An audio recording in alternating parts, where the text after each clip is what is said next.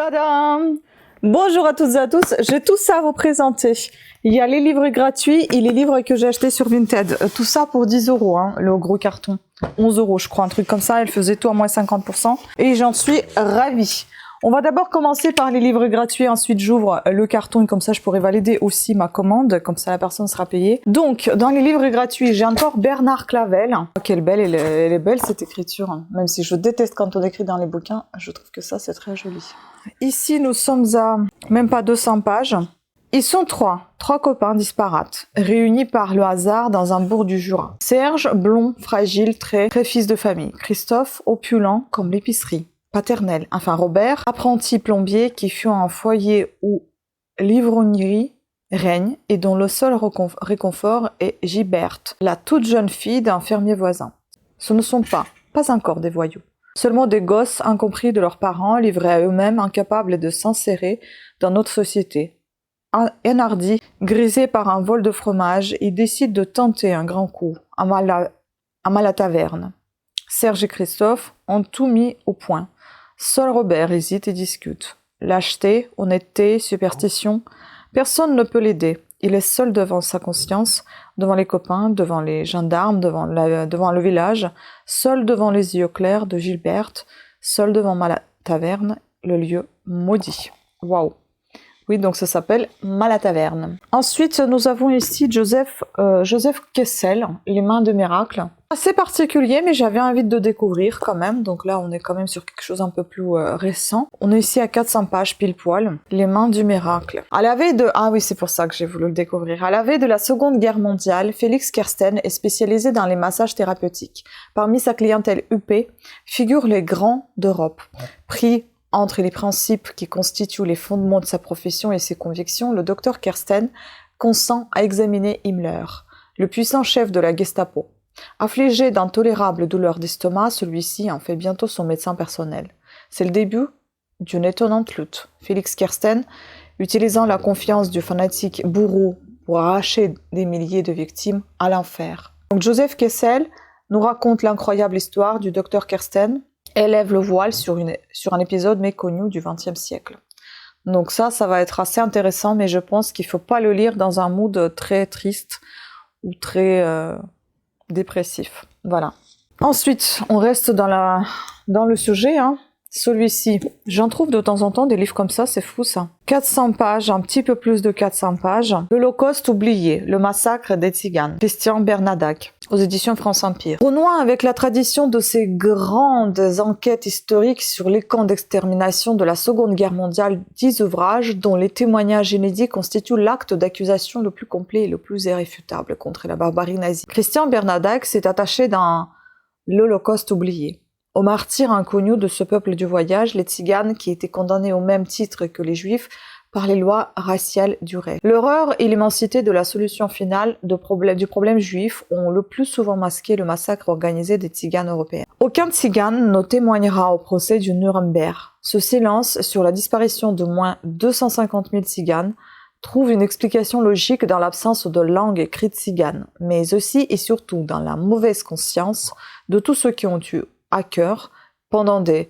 siècles, de mépriser, insulter, poursuivre, rejeter, condamner ces bohémiens, romanichels ou autres voleurs d'enfants et de poulets, marginaux non par atavisme, mais par la seule force des attitudes de leurs contemporains. Sait-on que les autorités françaises avaient commencé l'internement des nomades dans de véritables camps de concentration français, construits sur le territoire français dans les mois qui ont précédé la Seconde Guerre mondiale. C'est fou ça, non? Christian Bernadac a retrouvé les archives de ces camps que l'on néglige aujourd'hui encore de mentionner.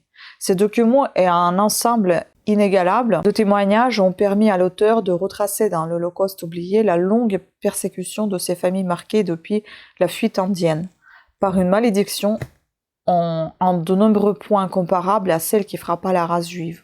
L'Holocauste oublié, une révélation qu'il faut enfin avoir le courage de découvrir et de lire. Ça va être encore plus dur que le premier, je pense.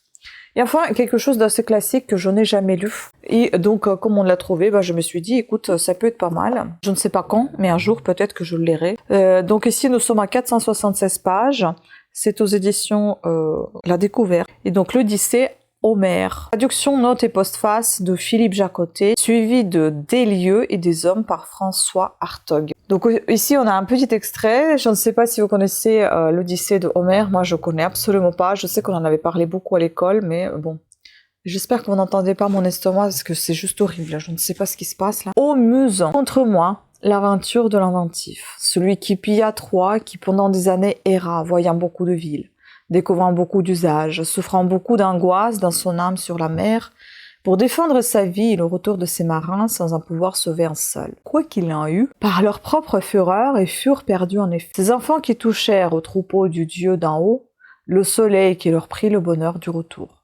À nous aussi, filles de Zeus, compte un peu ses exploits. Je pense que ça va pas être facile. Ainsi s'ouvre le premier des 24 chants de l'Odyssée, mais faut-il présenter ce très vieux poème? La superbe traduction versifiée de Philippe Jacotet fait revivre l'époque d'Homère qui vient à son lecteur ou au mieux peut-être à son auditeur, un peu comme viennent à la rencontre du voyageur ces statues ou ces colonnes lumineuses dans l'air cristallin de la Grèce.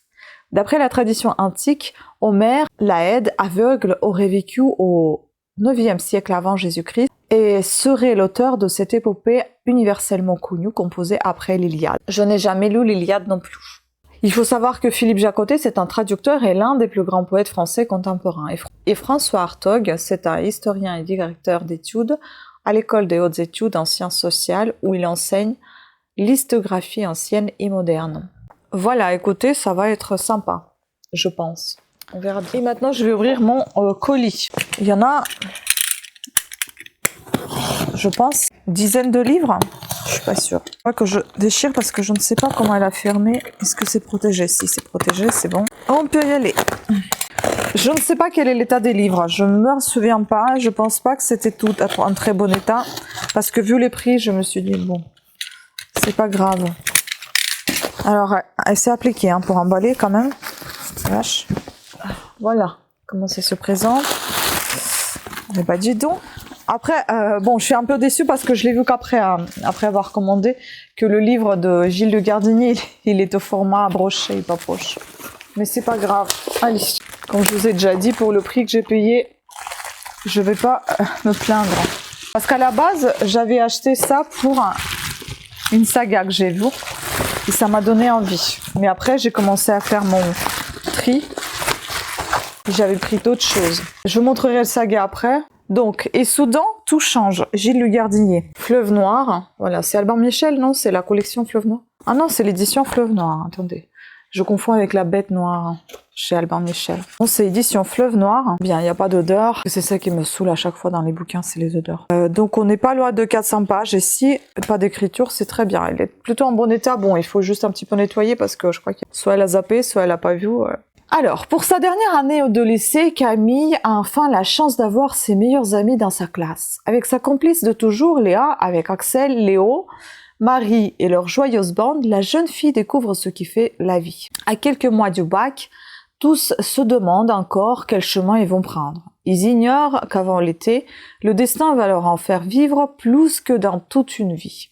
Du meilleur au pire, avec l'énergie délirante et l'intensité de leur âge, entre espoir mesuré, conviction et doute, ils vont expérimenter, partager et se battre. Il faut souvent traverser le pire pour vivre le meilleur. Voilà, avec cette nouvelle aventure, Gilles signe un roman comme Ilana, Le Secret, et qui, entre éclats de rire et émotion, nous ramène là où tout commence vraiment. Cette histoire est aussi la nôtre. Bienvenue dans ceux que nous partageons de plus beaux et qui ne meurent jamais. J'aime beaucoup ces livres à lui, comme ça, qui sont un peu rigolos. Ensuite, j'ai choisi celui-ci.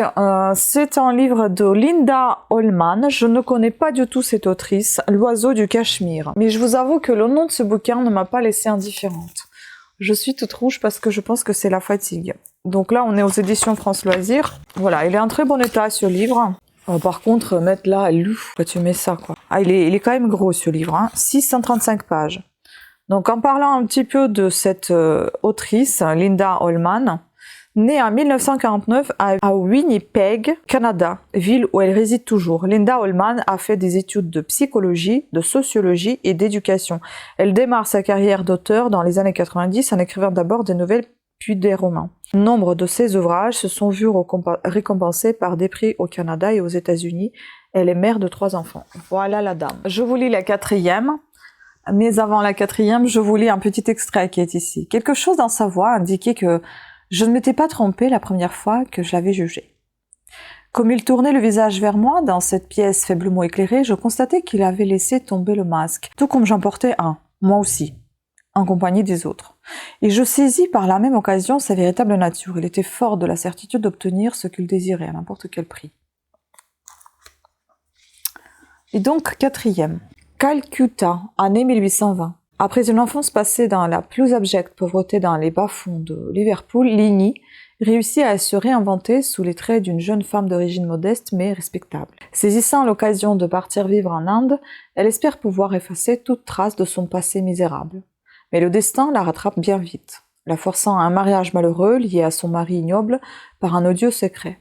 Et c'est ça qui m'a attirée. Ce n'est que sa rencontre avec Daoud, fier et indomptable guerrier, qui fera découvrir à Lenny l'amour et lui offrira enfin les clés de sa liberté. Donc traduit de l'anglais Canada par Marie-Claude Elsen.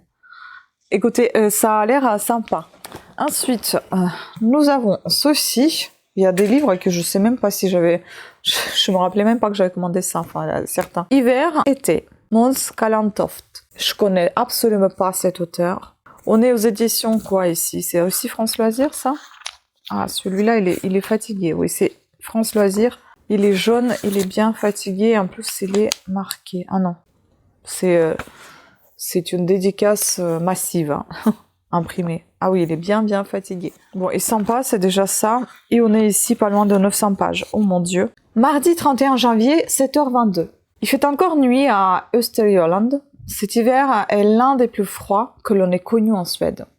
C'est ça qui m'a attiré un peu. Ça fait un peu penser au drapeau suédois, mais à la fois hiver c'est bleu, l'été c'est jaune, normal, froid, chaud. Cet hiver est l'un des plus froids que l'on ait connu en Suède. Ce matin-là, Molenfors et ses collègues de la criminelle découvrent un cadavre, nu et gelé, pendu à une branche d'arbre. Mais comment diable cet homme a-t-il atterri ici? Meurtre? Suicide? Et d'où viennent ces étranges blessures qui recouvrent son corps? D'indice en indice, Molenfors découvre des suspects plus étranges les uns que les autres, tous susceptibles d'avoir un mobile de meurtre. Mais l'enquête la plus difficile de sa carrière reste à venir. Alors qu'un pervers sexuel, particulièrement sadique et cruel, fait régner la terreur dans la ville, la propre fille de Molenfors se fait enlever. L'horreur devient alors totale. Pour la première fois en France, le public est invité à faire connaissance de la célèbre Molenfors qui compte déjà des millions de fans en Scandinavie. Ah bah, je connaissais pas du tout. Traduit du suédois par Mark Stadler et Lucille Kloss. Voilà. Et ces traducteurs, je connais pas non plus. Ensuite, on n'est pas trop loin de ma saga. Bah, c'est ça. Tout ce que j'avais commandé, c'est là. En fait, c'est le plus pourri, c'était celui-là au niveau de l'état. C'est le plus mauvais. Mais sinon, les autres, ils sont en très bon état. Et donc là, celle qui se métamorphose. Boris Leroy. C'est un roman aux éditions Julliard. Il est neuf, hein. Nous sommes ici à 170 pages. Celui-ci, il est assez étrange, je crois. Nathan se réveille aux côtés d'une femme qui n'est ni tout à fait la même, ni tout à fait une autre. En tout cas, pas exactement la sienne. S'agit-il d'une hallucination? Une consultation psychiatrique s'impose pour le pauvre Nathan. D'autant qu'au fil de cette histoire, remettant en question toutes ses certitudes, Anne ne cessera de se métamorphoser jusqu'à se démultiplier, voire se volatiliser, avant qu'il soit accusé de l'avoir fait disparaître. Avec cette fantaisie littéraire, Boris Leroy explore le mystère de la féminité et met en scène la nécessité d'une réinvention permanente de soi dans la relation à l'autre. Entre comédie psychanalytique, fables surréalistes et digressions philosophiques, ce roman aussi inclassable que jubilatoire nous entraîne vers les régions inexplorées de l'inconscient et interroge notre rapport au monde en pleine mutation. Est-ce que ça va pas ressembler à Métamorphose de Kafka? Je n'ai jamais pu le lire. Je n'ai lu que le début et c'était tellement dégoûtant que je n'ai pas pu continuer. Puis celui-ci, ça me tente beaucoup. Assassiné, entre parenthèses, E.S. Jean-Christophe Buisson. 16 récits d'assassinats qui ont marqué l'histoire. Aux éditions Pouquet. En très bon état. Nous sommes ici à 466 pages. L'histoire est tragique et accouche toujours dans la violence, comme le dit Marx. La preuve dans cet ouvrage d'investigation historique qui raconte de l'Antiquité à nos jours l'histoire méconnue, déformée ou oubliée d'assassinats majeurs, tant par les personnalités frappées que par les conséquences engendrées. Embrassant les siècles et les continents, Jean-Christophe Buisson surprend et passionne, avec ses récits qui sont autant de thrillers mettant en scène complot, meurtre, attentat et coup d'État. Et donc on va retrouver ici Jules César, Henri III, Robespierre, Abraham Lincoln, Maximilien de Habsbourg, Alexandre II de Russie, Élisabeth d'Autriche, donc Sissi, François Ferdinand d'Autriche, Nicolas II, Engelbert Dollfuss, Patrice Lumumba, Ngo Dinh Diem, Anwar el-Sadat, Indira Gandhi, Nicolas Elena Ceausescu, je sais plus comment on dit. Cet ouvrage comprend un chapitre inédit sur Renard et on a un avis de François-Guillaume Lorrain, Le Point, aussi documenté que passionnant. J'adore des livres comme ça me fait toujours penser au Stéphane Bern. Et enfin, tout ça a été acheté pour ça en fait. Voilà, donc j'ai ma petite saga de Diana Gabaldon. Je ne sais pas, je suis tombée dessous et j'avais envie de découvrir. Je vais lire dans le désordre, peu importe, hein, j'ai pas envie de me spoiler plus que ça parce que déjà je vais me spoiler en lisant tous les quatrièmes, mais c'est pas grave. Donc celui-ci il est un peu plus abîmé que les autres et on tombe sur le premier tome. La porte de pierre, donc le chardon et le tartin, le tome 1, la porte de pierre. 1945, Claire Randall, jeune infirmière, retrouve son mari Frank dans un village écossais pour leur lune de miel. Alors qu'elle se promène dans la lande, elle découvre un site mégalithique où les villageoises se réunissent en secret pour célébrer d'étranges rites. Fascinée, elle s'approche d'un grand menhir fendu et se volatilise. Quand elle reprend conscience, elle est entourée de combattants en pleine action. Et curieusement, l'un d'entre eux est le sosie de son époux. À sa grande stupeur, elle comprend aussitôt qu'elle a été propulsée en l'an de grâce 1743. Période troublée s'il en fut. L'Écosse occupée par les félons anglais à feu et à sang. Ainsi commence une épopée sauvage et baroque où se mêlent fantastique et histoire, action, amour et humour. Je pense que je vais pas lire les autres, quatrième. Je vais juste vous donner les titres. Donc, le titre 2, ça sera Le bûcher des sorcières. Le 3, ça sera Le talisman. Ah, ça donne trop envie de tout découvrir, j'adore. Les doubles temporalités, juste les sauts dans les temps, j'adore ça. Bon, celui-ci, il est bien abîmé quand même. Enfin, il a des taches des taches jaunes de vieillesse. Et les flammes de la rébellion.